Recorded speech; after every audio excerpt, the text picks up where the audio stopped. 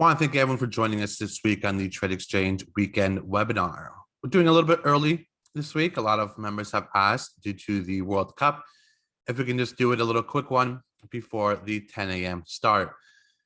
We'll be going over last week and what we'll be looking at going into the upcoming week.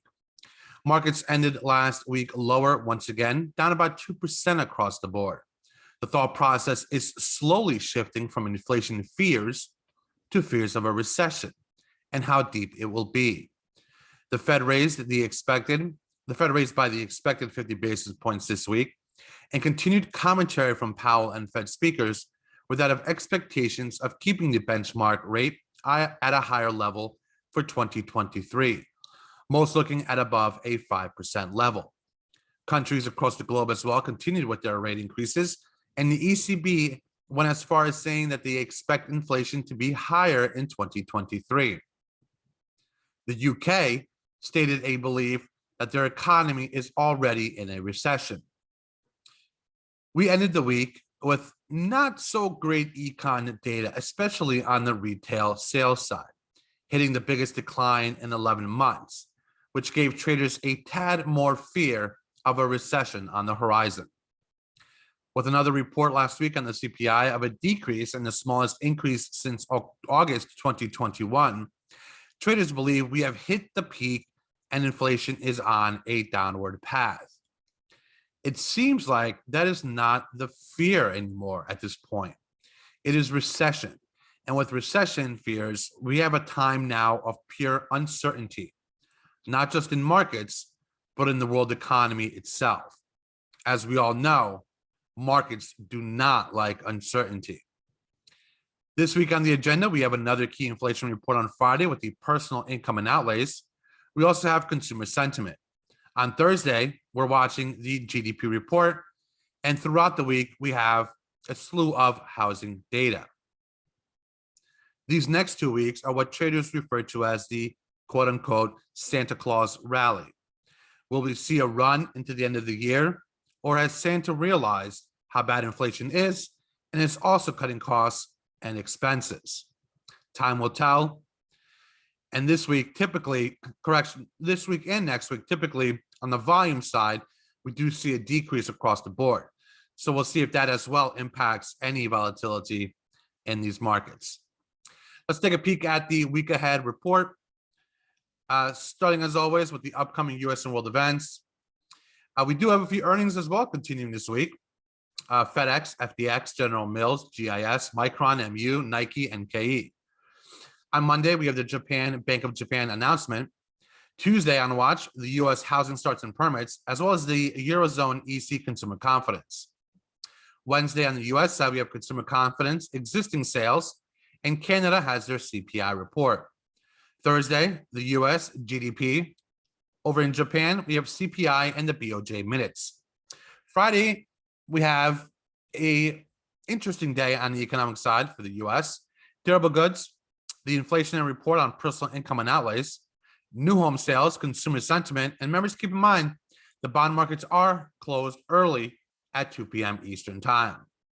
Company events for the week, as always, top shareholder meetings and analyst calls. Top conferences for the week, pretty slow week on the conference side, as always, members. If there's any questions, shoot us a message in the Ask the Desk part of the news desk, and we'll update you on any specific companies presenting at any of these conferences. Economic calendar for the week. Monday, not much on the agenda. We do have your housing market index.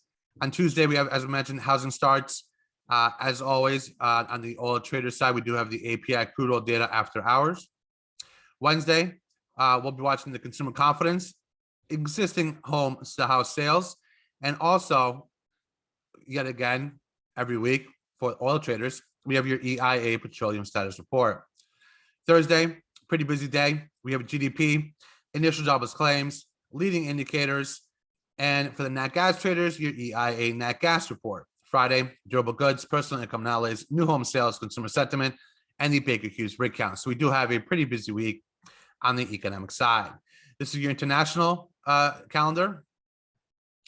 Earnings for the week. as always, we do bold out a few of the big ones that we're watching. On Tuesday, we do have General Mills, FedEx, and Nike.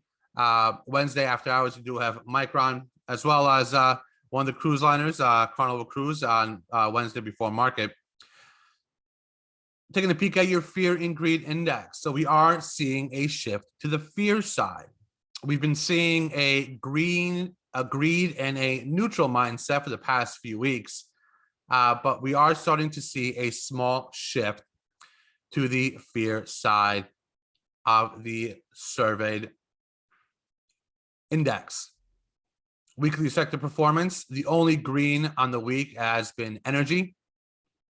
The weakness has seen on the consumer discretionary side, communication services, financials, technology. So we are starting to see that shift mindset back to the energy play on the bullish side, and everything else basically on the red bearish indicators. Taking a peek at your industry comparisons, always towards the COVID drop. We are seeing still above earlier lows, so we're not hitting any lows as of yet, but we are seeing a small drop in the views in regards to markets, as we've been seeing the past few weeks, on a weakness that we've seen in all three indices. Your sticky price consumer price index, less food and energy. All these shaded areas are recessionary times. And it's an interesting to view that every time we do have a recession, how the CPI dropped. And it's a mindset in regards to our current situation. Do we have to have a recession for the CPI to drop? That's the question on everyone's mind. But if the past can tell the future, we can see that every time there was a recession, that was the key moment of when we saw the CPI data actually drop. So we'll keep an eye out. Even when we had this short-term recession, we did see a drop in the CPI. So we'll keep an eye out in regards to any recession talk, which could give us a clear indication of a CPI drop coming. Target rate probabilities for correction, that should say the February meeting. We'll get that updated. Currently right now, they're looking at a 25 basis point. So we'll be watching that very closely. Your AAII investor sentiment survey, continuing on the bullish side, not much change. We did see the more neutral turn to a bearish mindset, but we're still at that bullish mindset on that AAII investor sentiment survey. That really hasn't budged for the past few weeks, but we did see a little uptick on the bearish mindset this week. Your sector outlook weekly, as always, energy continuing to be the only green that is showing strength year to date, with communication services, that weakness continuing down over 40% year to date in that area. IPO lockup expirations, we do have one on GSUN on Monday. Expected IPOs and the FDA calendar, not much on play for the week. We just have one on Friday with CHRS, a PDUFA date for toripalimab. So not that busy outside of some economic data on the week. As of right now, we don't see much on the Fed speaker side. So it'll be interesting to see if they have any commentary or interviews. As always, those will be posted with commentary in the news desk and Squawk. Quick looking at the chart for the week. Starting off with gold. Gold, we added a support level at the 1775. So it's a little range that we're seeing gold currently in. Support and resistance levels continue to be tested without a conviction move in either direction. We have 1825 to 1850 to the upside, 1750 to 1775 level on downside. Keep in mind, members, a move on volume is key for a conviction move in either direction. Looking at your SPY daily, no changes to the chart. We saw another test of that resistance level that was previous around the 410s level. We mentioned last week of an uptrend break, which is the initial weakness, which we saw, which was strike one. Then a double test of resistance levels without a break over here, strike 2. Then a volume reversal on December 13th, which is always key on a bearish mindset, just like it is on a bullish mindset. You ever hear the headlines? We'd love to see the market open up lower on the future side and a strong reversal off of those lows to confirm a bullish change. What we saw that day is the complete opposite. We saw strength at the open, but a complete reversal to the downside, which confirms strike 3 of a bearish mindset, which is what we saw. Following that huge reversal, we did see multiple days of weakness. So we are continuing to watch these support levels, 380 currently on the SPY. Keeping a close eye this week because we do have some econ data on tap that could be market moving and that could change this whole mindset coming up. NASDAQ daily, no changes to the chart. When we mention volume is key, we mean volume is key, everyone. We did see a little break above the 11,500, but the volume was to the opposite side, just like in the SPY chart. We had strength at the open and a reversal on weakness, which is a key indication of the mindset change to the bearish side, which yet again we saw with the NASDAQ as well. We'll be watching these levels, 10.5 on the downside, 11.5 continues to be the range, but that 11,000 level giving you a clear view of directional moves above and below that level. SPY daily on a moving average look with the triple Qs as well on a moving average look. You have your IWMs. Basically, it's the same patterns that we're seeing across all of these charts. They're in trading ranges. Once those ranges are broken, we are seeing weakness occur. 10-year yield as well. This is a downside. I haven't seen that break yet, so we are watching for either continued move lower or break above this level for an upside move.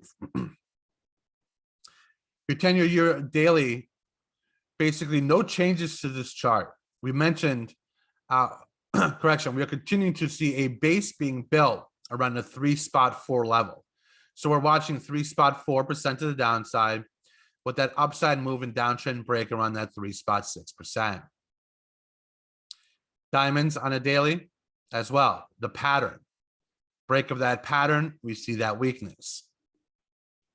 IWM daily, no changes to the chart from last week. We mentioned last week that a recent test of resistance with no break to the upside could lead to weakness, and that is what we saw. So we are seeing these multiple tests. So we're keeping an eye on this because this is key. A test to resistance, sold off. Another test to resistance, sold off.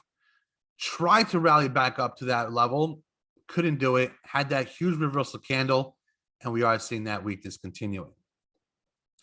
HYG on a daily. S&P 500 on a daily. No changes to the chart. Similar to the SPY chart. Testing of that 4,100 level. We even mentioned that in the news desk, how important that level was. Once that level was not broken and we saw that reversal, it was a key indication that the bearish mindset is back in play. So we're watching this very clearly. The S&P 500 on a technical basis is 4,000 on the upside, and that 4,100 is key. Tried to break it out here, couldn't do it either. Had that reversal day the next day. Tested it again, couldn't do it. Third time's the charm, could not do it. And we saw that reversal back to the 3850 level. So we are watching that 3800 support, which is key that is held, or else we could see a retest of lows. So we're watching this one very closely on the S&P 500 daily. The VIX. What a chart. What can we say? This level is clear of a level to watch on a indicated move to a directional play. 1, 2, 3, 4 tests. Tested it, bounced. Tested it, bounced. tested it, currently on a bounce. We'll see what happens at this point. But if this level is broken, we could see a very strong move to the upside. So that's why we're keeping a close eye on this VIX. Not many people view the VIX as a play to keep an eye on for market overall. We believe the opposite. We've seen this happen numerous times, and we are watching this very closely for a move to either direction, to the upside or down. Oil, excuse me, no changes to the chart. Still off that downtrend, didn't break it. So we are watching that downtrend very carefully. We mentioned last week that we ended right at support levels of 70.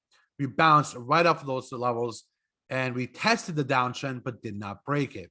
So we are watching those levels again, a downside move below 70 or an upside move that could possibly retest those 80 levels to the upside. So we are watching those levels very closely. US dollar, no changes to the chart. So what we have here is a continued downtrend move, but it is trading right at a key level of the 104. So we did see a couple of weeks, a couple of trading activities trying to base at that 104 support. We're watching this very closely. We believe that 104 level is key. If that is we could see a retest of 102 to 100 members. So we are watching that closely, especially with that data coming up this week on the GDP and the personal income and outlays. So as we have always said, the US dollar could be a play off of directional moves in markets, and could see an impact as well on inflation. Keep in mind, we mentioned this in the past. The strength that we saw in the US dollar was actually positive on inflation for the US markets. With this weakness, the question comes down to as well as, will this have an impact on inflation future readings? So we'll see if that does have an impact, or it is even discussed in regards to any activity on your CPI or PPI data. Bitcoin, no changes to the chart, members. This is just continues to stay, trying to figure out a direction. Right now, we believe this is more headline driven in regards to FTX. Some headlines you get again of Binance in regards to withdrawals. So we'll see if that has any impact on Bitcoin moving forward. SMH, another technical look. Trading bands broken. So we'll see how this continues going into this week. So members, as we mentioned, we wanted to keep it short. A lot of people have asked us to keep it a quick early one because of the World Cup that is going on today between Argentina and France. It should be a great game. As always, we'll open it up for a few questions. As always, we do have emailed questions coming in every week. If anyone has any questions, shoot them in the chat box. But some of the questions that I've asked is, as always, our thoughts and opinions coming into this week and end of the year. It's a tough period, members. You have the possibility of a Santa Claus rally, which typically is the two ending weeks of the year. We'll see if that does have any impact on markets. It's a thought process of more negatives to positives these days. So we have to understand that what direction traders are going to view. Inflation dropping, a positive, or the possibility of recession, a negative. How will that impact markets? The uncertainty of the direction of inflation, of recession, of the Fed, of Ukraine and Russia, of Europe, of China. That is the question we have to ask ourselves as traders on a daily basis. How will those outside headlines affect U.S. markets? And that's the question we have to ask ourselves every time we start trading in the morning, and the question traders have every other week in regards to what direction the markets will take. Right now, we're continuing to watch U.S. markets, economic data. The question is, will the negative data flip to a negative impact on markets. That's where the problem persists. The uncertainty we have right now in regards to what direction the markets will take, the commentary from the Fed, the econ data that we have coming up in regards to housing, consumer confidence, and personal income and consumption. So it's a lot on the agenda, but we always say, do your due diligence as always. There's thousands of stocks to play in this market, and never fall in love with a stock. So it's a very tough environment. Not many have seen this type of environment, so it'll be interesting to see the direction the market goes initially to end the year and then to start 2023. One other question we had is what we're watching closely. Members are watching that GDP data on Thursday. Also that personal income and outlays on Friday, new home sales and consumer sentiment. As we mentioned, there's not really much on the Fed speak side scheduled. So we could see some pop up here and there. And that is always key in regards to the inflation views moving forward. So once again, members, we'll leave it open for the chat side if anyone has any questions. And if not, we'll end it up for the day. So we'll go radio silent for a little bit. If there are any questions, just shoot us a question in the chat box.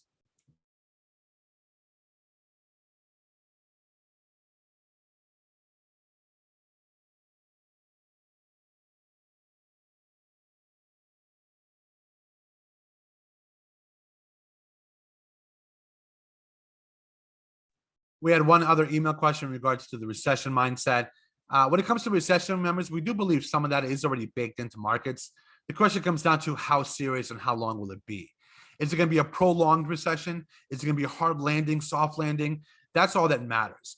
Some of it is priced in, as always. The markets do look ahead 6 months, usually 3-6 months a year. So that is starting to be priced into markets. The question, though, and the uncertainty to that fact is, will it be a serious recession? Will it be a long recession? How will that recession affect earnings? So that's the mindset we're at. We believe that the Fed is looking for a recession. As we saw on those earlier, that sticky CPI report, inflation really started coming down when recession hits. So in reality, for the CPI to really come down, we believe that recession could be on the horizon, if not already here. So we are watching that closely and seeing that impact that we are seeing on the volatility side in markets. We want to thank everyone for joining us today on the TradeXchange Week Ahead webinar. We want to thank everyone, as always, for joining us. Check the news desk to get yourself ready for Monday morning. Make sure to join us for the pre-market squawk every morning. Thank you. Enjoy. TradeXchange out.